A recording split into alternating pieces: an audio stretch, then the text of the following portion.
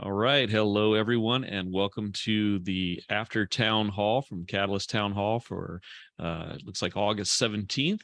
And today, the topic for discussion, we are going to be having decentralization versus deregulation.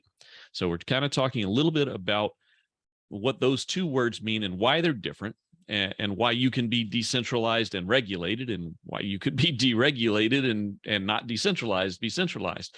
So they're kind of two aspects here that we can talk about, and we can go over what they mean. I'll open up a little bit with a little bit of what DripDropz does. Right, DripDropz is trying to be a part of a decentralized community. We've got things like voting for some of the aspects of what we do, but yet there are regulations that we absolutely have to follow. And there's kind of a discussion that goes back and forth, and we hear it quite a bit. Oh well, but if you were really decentralized, then these rules wouldn't apply to you, and that, from what we're learning and from what we've seen, that's simply not true. So there are rules and regulations that apply even to decentralized entities. And so that's kind of the discussion today. We're starting from that jump off point, but this is an open forum. So I welcome everybody to speak. The most important thing to remember is like, let's give everybody a chance to speak. We're not doing the hand raise thing. It's not necessary. We're just going to have a free flowing discussion, but let's honor each other's times, and let's try not to talk over anybody. And as long as that goes on, then we'll continue to have a great conversation. So welcome everybody, and let's get started.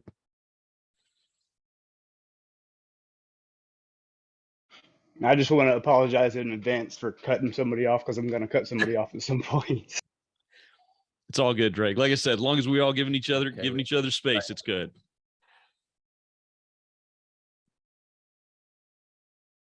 So I guess the topic really, we looking at how it, this topic's become such a hot one this week, is tornado cash, right? I think that's the big elephant in the room, right? There's this system out there that mixes up and changes transactions so that you can't track where they're from. And this is the first time that a government entity has put a software program on a watch list or a do not use list.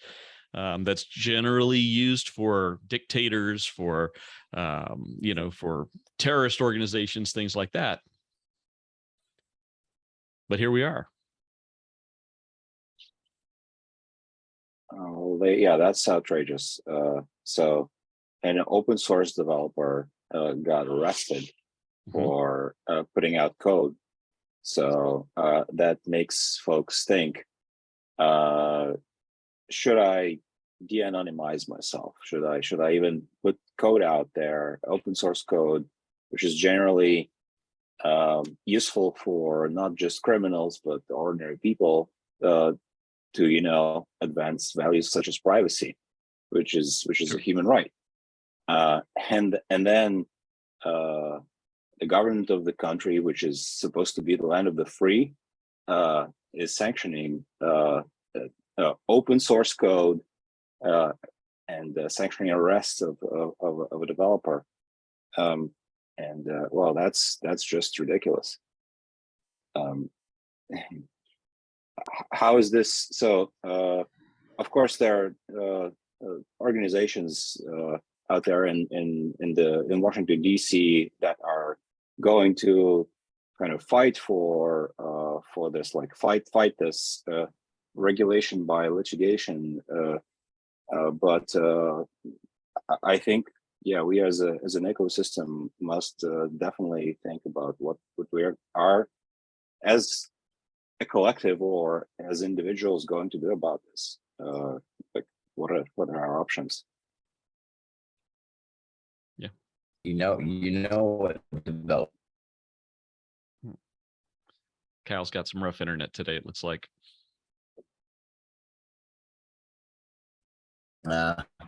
Yeah. Shut the video off, see if that works a little better. Yeah, it sounds like it might be. Okay. Let's see if we can work with that.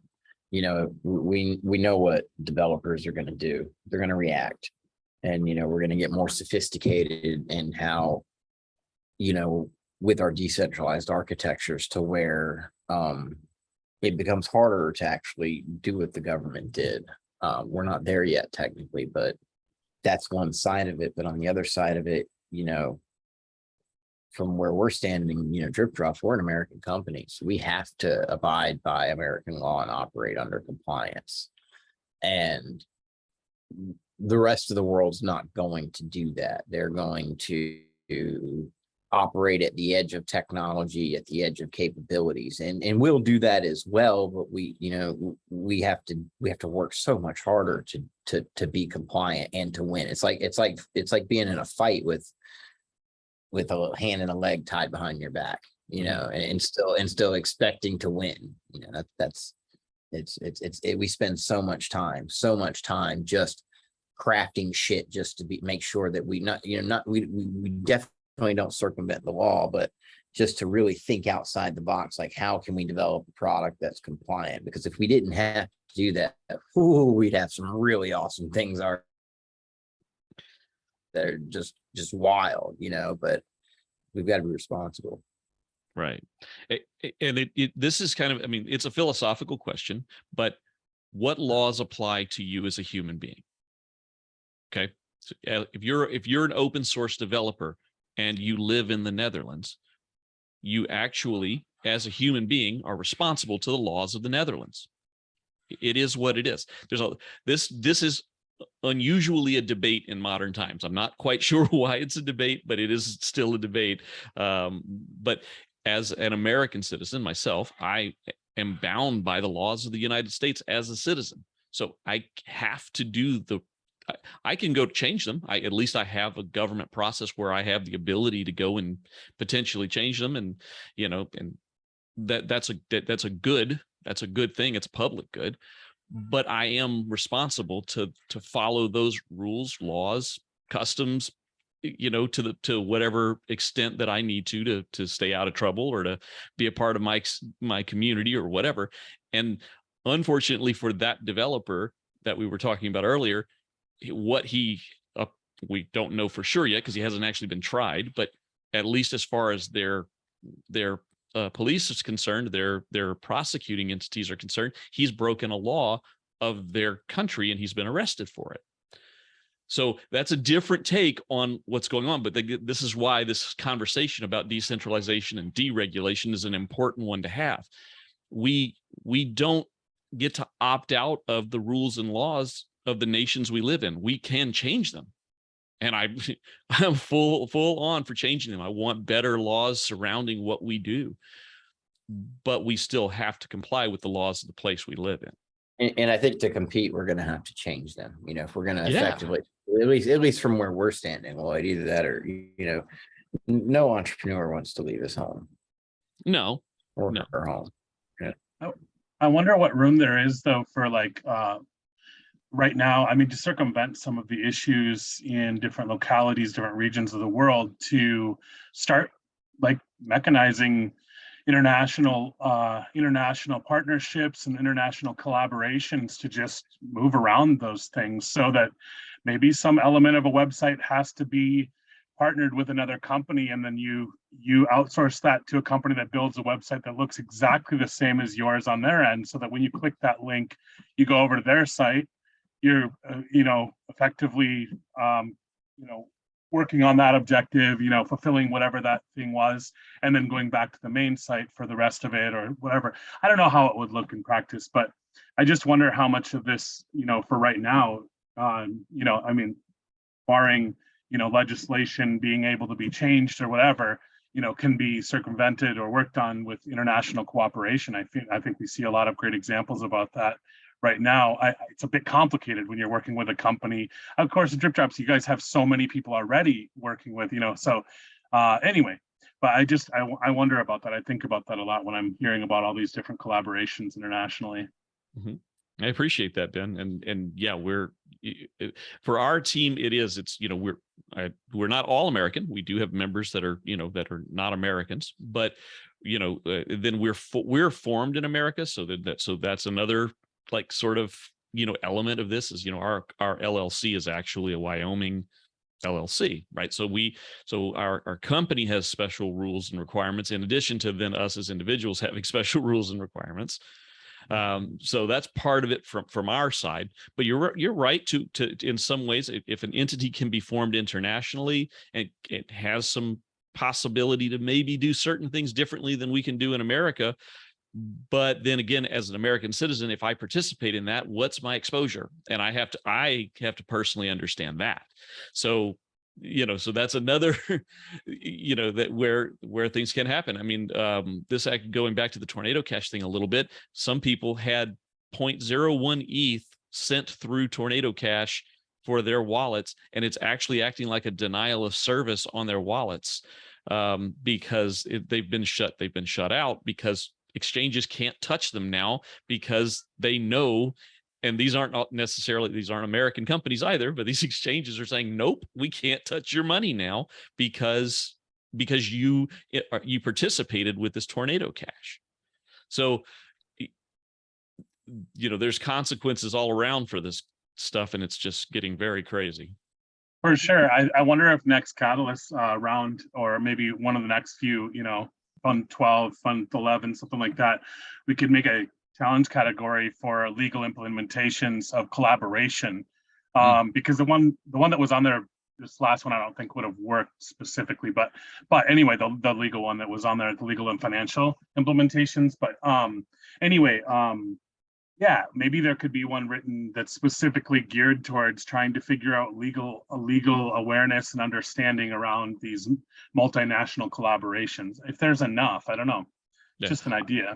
I would support something like that. I would want to have a challenge team behind something like that. That's great.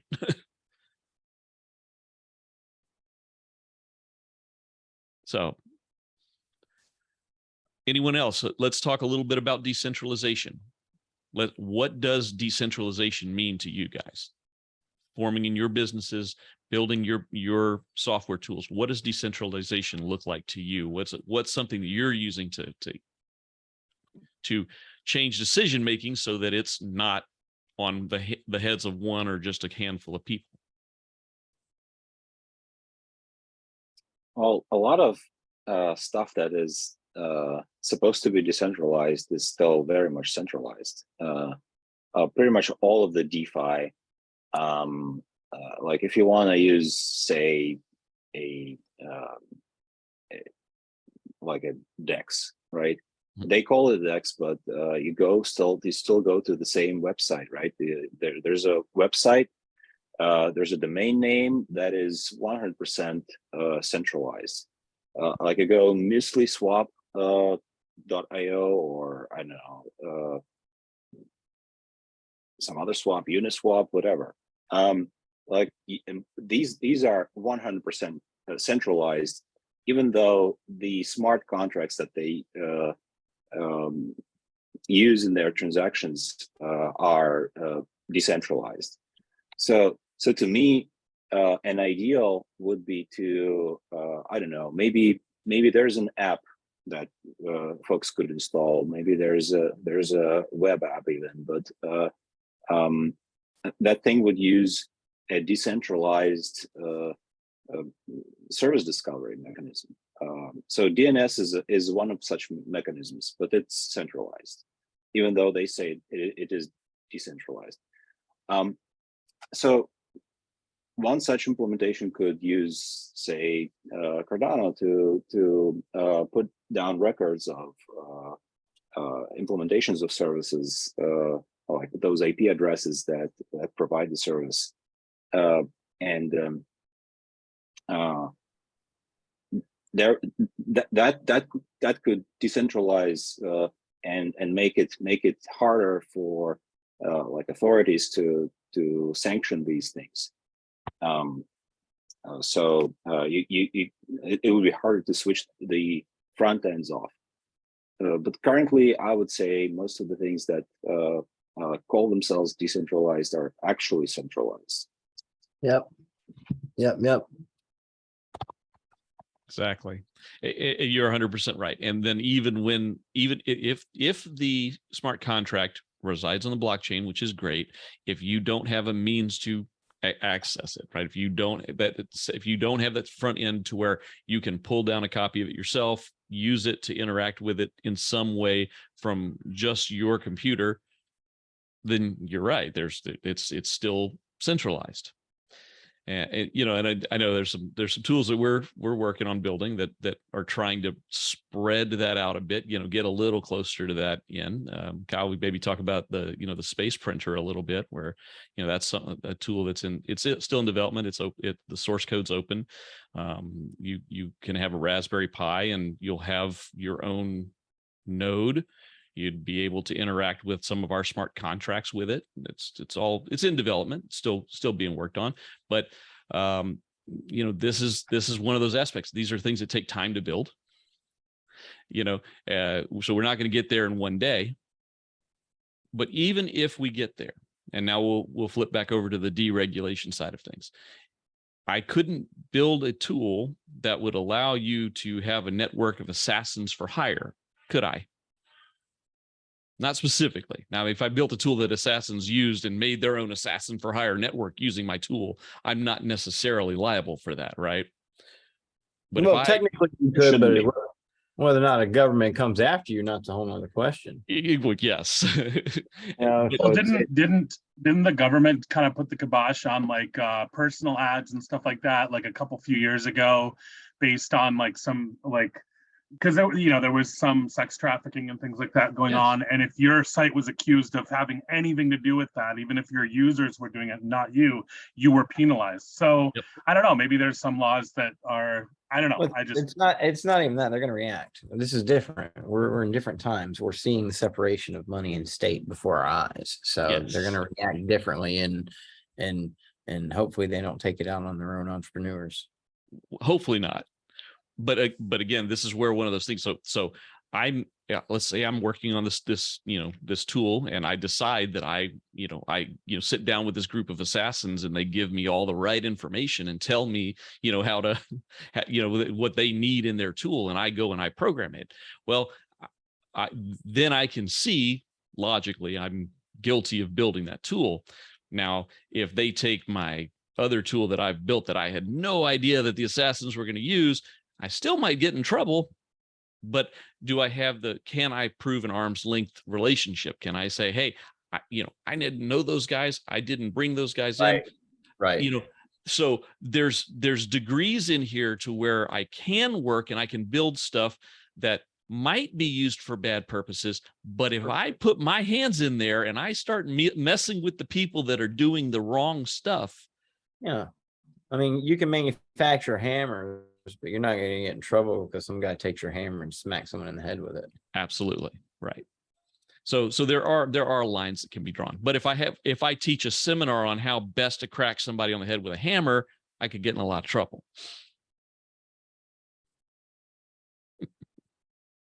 Indeed. So. Okay, I will open my mic. Go ahead, Juan. Well, please don't throw me anything.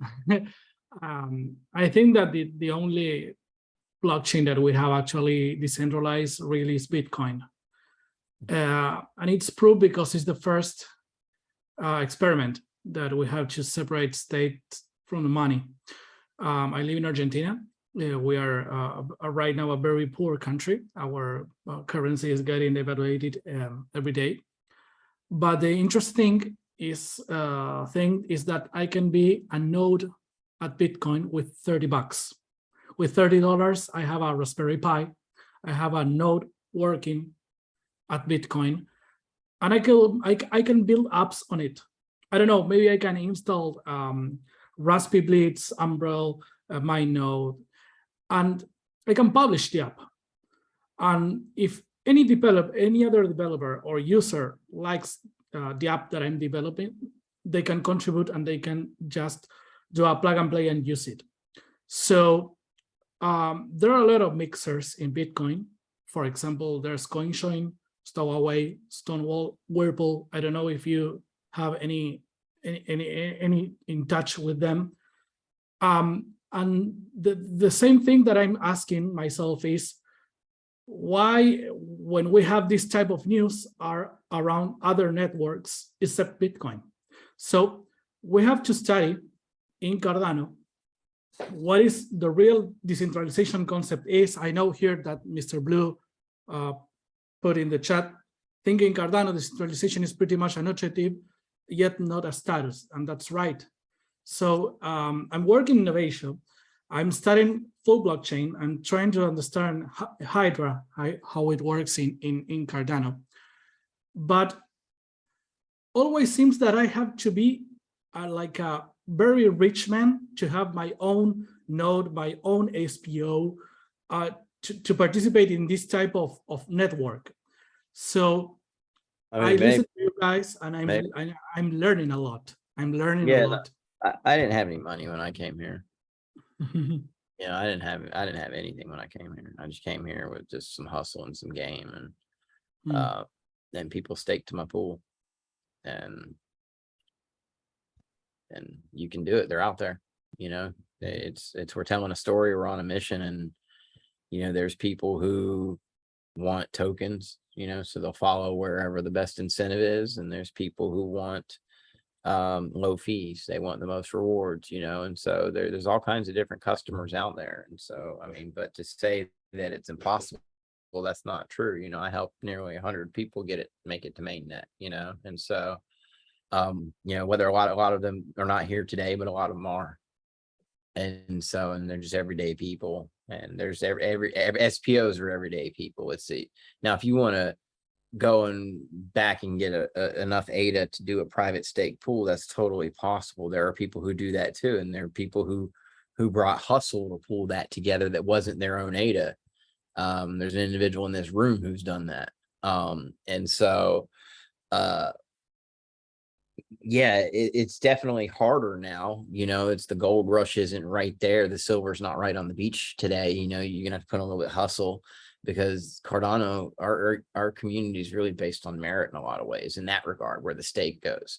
Now there's an influencer crowd that's fighting for the same batch of customers, but there's just different types of customers, right? There's customers that stake to the YouTubers, there's customers that stake to some loud people on Twitter, there's customers that stake to people who build and contribute hardcore to the ecosystem. That's a huge base of customers, and a lot of the SPOs that they make their living doing that. They build for Cardano, and the people stake to them for that. So and now that Catalyst is evolving, we've got a new way for people in the community to be compensated, right? So there's different ways to do it. And now with smart contracts, there's going to be even new ways to do it. And so there's just a lot of opportunity here. Stake specific. Yeah, it's going to be hard to get someone to say, hey, I'll stake to you and give you 1.8 million or 2 million ADA, but they're out there, they're everywhere. There's a bunch of 100,000 delegates. There's a whole lot more 10,000 delegates. It's a numbers game. It takes time, and it costs, to do it minimally, you're looking at two relays and a block producer if you want to be responsible about it. You could run with a block producer if you want to be reckless about it, but you want to be responsible about it. And those are about $80 each with the resources if you want to do them on a VM. So $240 a month, and then pretty small. And then the value of your time of getting out there and doing what it takes to be recognized in the community and get a following and make that following want to stay with you. Well, stake doesn't just show up, and CF is delegates to delegate. CF stakes with a lot of people in the Catalyst community who come and contribute. They like to let guys like me fend for myself, but that's okay. That just makes me stronger. But if you can find a niche, I do believe they're I think Swarm may have a pool that CF has or may have delegated to in the past. There's other within the governance ecosystem that do receive a CF delegation. Those are substantial. They're 15 million delegation for a little while. So that's a good thing. And CF, they used to do it randomly. It used to be like a spray and pray thing, but now they actually handpick. At least I know some portion of those. So there's opportunity for that too. And if you can get good delegation, then, but I think CF in some cases may be providing continued staking on certain initiatives, but it's hard because if you get a jump like that running a pool, you got to run for it. You got to take it. You know, you got to have your marketing lined up, and you got to make sure when that delegation leaves, you're still minting. Otherwise, you lose your ground. So It's interesting that Cardano is only like 70% staked, right? There's a giant pile there you that's go. not staked yet. You just nailed the other angle, and a lot of that's probably Japanese ADA, or it's just ADA that's sitting there, so it's untapped. You can Where's find that ADA? I wonder. There you go. You figure that out, and you might know something. Yeah. Another thing is that okay, we have like about 3,000 SPOs right now. I think to get to that long tail of ADA that's currently unstaked, we gotta build that long tail of SPOs so that more ordinary people could become SPOs more easily. So like, honestly, I do have an itch to like try to attack that problem, to just make it as easy as starting an app on your phone, like create an account and create a stake pool. It's doable. I mean, and people are there are tools, and stake pool as a service is a business, but you look at it from like key centralization. Most people don't know how to manage their keys, right? And so people can make the app, but can they get the stake too? So okay, but no, there's got to be decentralized for sure. So I don't want to make another SPO as a service thing, like because that's going to be. No, but what I'm saying is that when unsophisticated people hold their keys, it gets interesting. So it's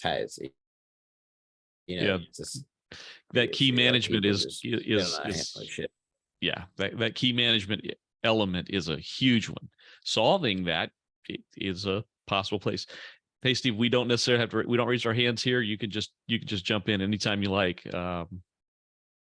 Well, I've been talking about this. I've in the back of my mind ever since y'all had Dr. Liesenfeld on Space Place, and then I saw the CIP Council kind of blow it off, and I was just wondering, what I read for why.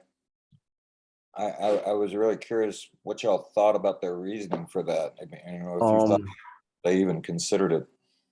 Well, it's risk right now. I think it comes down to it's too risky to implement something, because what we have right now is it's working. It's working. It's not perfect, but it's working. And so to go in and implement it, it would take a couple years to get the peer review behind it, I think. And then at what point are we behind the consensus mechanism? I don't know. Yeah. I think that's why. And then there could be some bureaucracy, but I don't know. That would just be me speculating. Okay. Yeah. Yeah, I kind of compare it to the idea of what Catalyst is right now. Like, Catalyst is definitely not perfect right now. There's lots of warts, there's lots of bugs, there's lots of things that aren't where we need them to be. But it is making progress, and it's making progress in a right direction for now. And I looked at that CIP proposal. I mean, to me, it sounded promising. I read the results that when they ran it through the simulation. My question behind the simulation, to get without nitpicking too much, but my question behind the simulation was that simulation biased in such a way that the current mechanism was always going to show up better than whatever you competed with? I don't know. And I'm not enough of a data scientist to where I could know that. So I had to kind of rely on what they said. And at that point, they said that effectively for now, the method we have, at least right now, is the method that has the best outcomes compared to the other two compared when you put those three on a table and compared them. The one that we currently have was slightly better. It was slightly ahead of the other two. So Well, it's an experiment. I hear you, Lloyd. I can tell you that after sitting on circle meetings for the last couple of months, I'm you know, Bless you. it's already as hard to move as changing parameters on the protocol. I mean, I you know, like they're changing, right? You know, Mhm. kind of evolving, but it's not, you know, I guess from the beginning, you know, when I first stepped into Catalyst, I was expecting some, you know, pretty obvious strategies to be implemented, right? Just because roadmap. And it's so full of vagaries. And even with the changes that are being talked about right now, it's, for my money, it's still too vague. Mhm. You know, I mean, like, to me, there's obvious things where the community could put these treasury funds to work, and they don't even get talked about. Yeah. Not even begun to talk about. Just dealing on the voting side right now for the next Catalyst circle, there are several things of specificity that we absolutely need. Mm. It is what it is. We're trying to get there. We're definitely not there yet. Dude, you know, like you have simple questions for this vote on DripDropz, you know, but literally, I mean, I don't know how many hours of conversations I was in the last week, and there's just, it takes time to talk through all that. So we hope to answer the rest of those questions tomorrow. But Yeah. Well, and but that's part of this whole experiment, right? That's the whole idea here. This is the whole, we are trying to get a little further decentralized. We're trying to use a different tool to, you know, that exists on the market, on the network, to, you know, to make this selection. But there's all these steps that now have to be taken just to get there.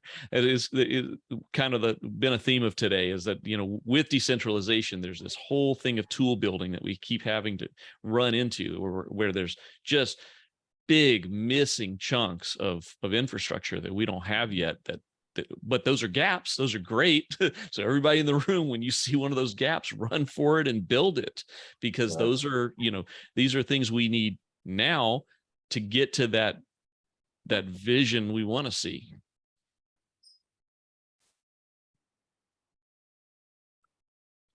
Yeah, I'd love to run some ideas by you guys, but maybe I should do it at any stage, like at any time, not just when we're talking here, these after town halls.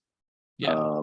Because like, honestly, like, having ideas is just one thing, and ideas are a dime a dozen. But building them, you just can't go alone. I mean, you just can't go alone doing that. So it's, yeah, would be great to, like, where can folks chat about this and like put these things out and maybe start building together. And I think some of that is, you know, maybe, you know, proposals and prototypes and things like that. I mean, I tell a short story from earlier today. Kyle and I met this morning. We both had an idea that actually we both thought was pretty on point for something that was going to solve a problem we had at DripDropz. And so we kind of talked it out. I wrote up a little thing. I put it out to the whole team at 11 o'clock this morning, and boom, shot him down. Is what it is. It wasn't ready. That wasn't the right idea for the right moment. That's okay. But that's, to answer, you know, that's what I'm saying. I've like, sometimes you just got to take that first step. You make that proposal, you maybe code a skeleton. I'm not talking go deep, but, you know, maybe a little proof of concept, something like that, if you're a coder. And then you just kind of put it out to the right people and say, hey, take a look at this. Does this fit somewhere? And be ready for no. Yeah, for me, it was, you know, I came in and I guess it was started as being an SPO at the right time when it was really, really, really hard, right? It was really hard to figure out. And so we had to rely on each other. But the long story short, I was put into a collaborative environment with people. And DripDropz, you know, there's a lot, I compete with a lot of my partners, you know what I'm saying? A lot of my partners in this business, I compete with as SPOs. And so, but the idea I don't look at these guys as competitors. You'll find people in the community and ecosystem that you jive with, but you're right.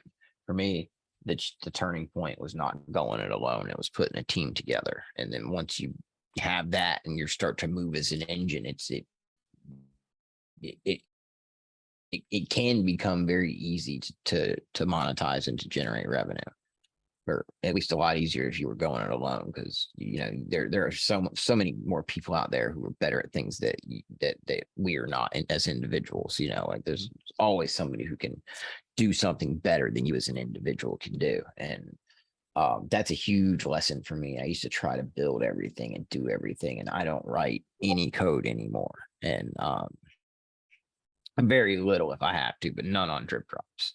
But so it's I think that's the element of it. So here's one place where we come down and we can talk, or at least some of the people that I work with, and Twitter Spaces is another place you can meet people. But I don't know, people are coming to Cardano. We from Catalyst individuals, is their first learning spot. You'll see individuals that maybe stumble into different. But yeah, I know that if you build a team, you can do some awesome shit. For sure. Yeah, we're losing you a little bit, Kyle, in the middle there. Your audio's cutting out a little bit again, so you know. All right, We caught most of what you said, but yeah, there was a little. Okay.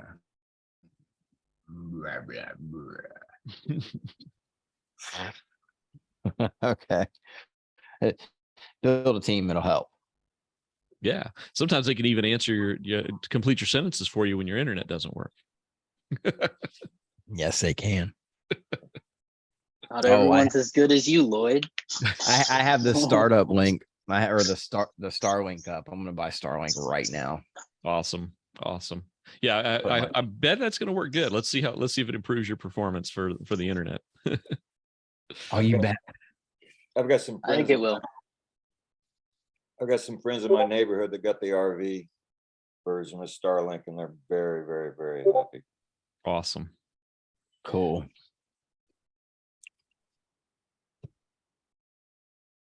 So talking today on decentralization versus deregulation. Lots of great points brought up today on decentralization, things that we can do, which seems a lot of it is the more team like we are, the more we work together, the better we can decentralize things. And a little talk on deregulation, that apparently I said something that might be dangerous if it was clipped as I looked through the chat. So whoops. I think it was your hitman smart contract. Well, definitely not building that. So I'm building lots of things, but I ain't building that. So, but yeah, that makes sense that would have been the one that would get clipped and get me clipped. Well, we're not building anything like that. But yeah, this is so the challenge is, or the understanding is that, we live in a world of law. It isn't clearly defined in every jurisdiction of law. Mm-hmm. So it's the laws aren't keeping up. I think actually it was Charles in an AMA not too long ago that I'd heard him doing one of his AMAs, and he said, he quoted someone else, but it was effectively that we're enhancing ourselves, advancing past the point to where we can't think about the things we've built and the ramifications of the things that we've built until something bad happens. And so I remember hearing that AMA. I'm like, man, that's I see where he's coming from that, because that's we've built things that the laws just haven't kept up with. So the law is going to react to us now, and that may not be a great thing, So even then, the law is not evenly applied. Right? Absolutely. And we see that with traffic cops all the way up to, all the way up the chain. Absolutely. So yeah, you might get lucky, and you might get pinched over something that somebody else gets away with or doesn't. I try to I think do what I do and be invisible at the same time. And I think yeah, that's the best position. Like rich and invisible, as opposed to poor and famous. Yes, I think I would much prefer rich and invisible to poor and famous. I would have to agree with you completely, Ivan. Yeah, to the point of laws, I think laws are like inherently reactive, and I think that's a good thing, actually. Right. Yeah. There's space for us. There is space for us here to innovate. But again, this is also the kind of place to go to Charles's point. We're not necessarily thinking through the ramifications of our products. So spending some time thinking through the ramification of our product, maybe before we release it, is an exercise well spent. Not saying we'll catch it all, not saying that we won't have whoopsies or some maybe even worse.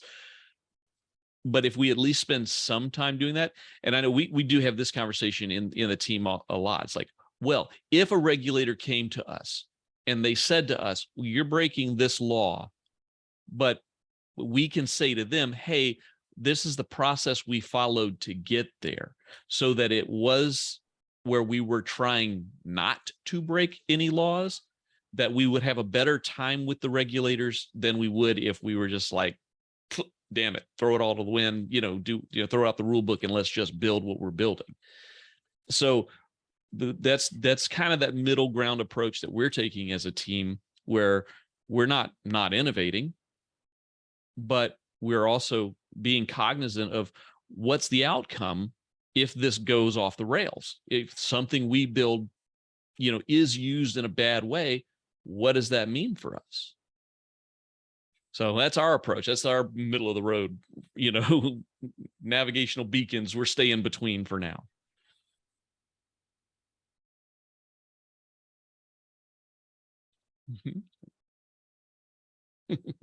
Widen them out a little bit if we can.